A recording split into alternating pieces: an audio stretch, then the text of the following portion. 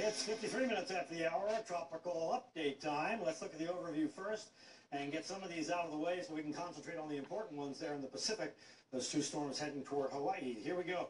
Hurricane Genevieve out here. This has just become a hurricane again, but it's moving away into the western Pacific. Going to become a typhoon soon, actually, but is not threatening any land. Here are two hurricanes that we'll talk about in detail. There is a little disturbed weather off the coast of Acapulco by a few hundred miles. It is not a significant threat. And there's what's left of Bertha. It's going to get swept up into the North Atlantic, and the remnants may be involved in the system. It actually affects the UK and or France. All right, in we go to the two hurricanes, and let's look at them on the water vapor. And remember, on the water vapor, look down here at the legend there. The reds are the super dry air, and look at that super dry air wrapping all the way around Isel. That's Isel. This other one is Julio. And for now, and for today, bizarrely enough and surprisingly, Isel has been able to hold that dry air off, and it has actually looked better developed today than it did last night.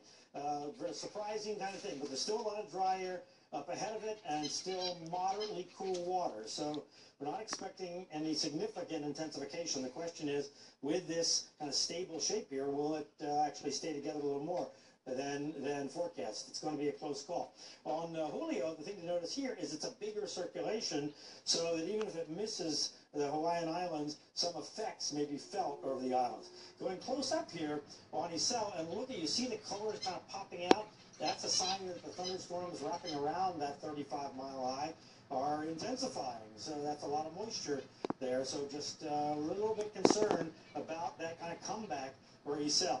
But the thinking is, the models and the forecast is as it moves for the Hawaiian Islands, and here you see the various computer models that we look at, that it will be unfavorable enough to allow it to weaken down to tropical storm strength. We can't rule out the possibility of being over the line for a hurricane.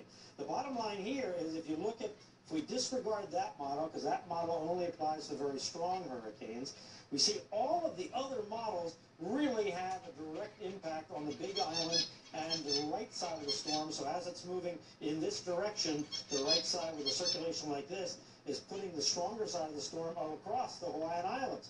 So keeping that in mind. Now let's look at Julio and the same model run, but concentrating on Julio, and watch this now, and you see a little bit of a curve to the north.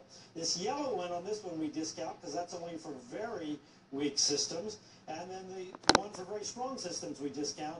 So you notice that and this one is a Canadian model that's actually better for wintertime systems. So you notice they're concentrated right in this area here, just to the north of the islands. But the trend has been for them to move farther south through the day here, and a little farther south means a little warmer water. The farther north they go, the cooler the water up there. So the bottom line is they're right on the edge of this cool water.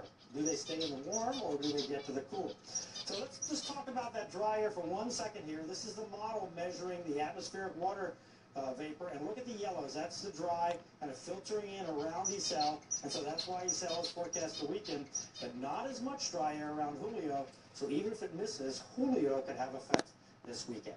All right, that's it for now. Back in a few minutes. Alex and Dave.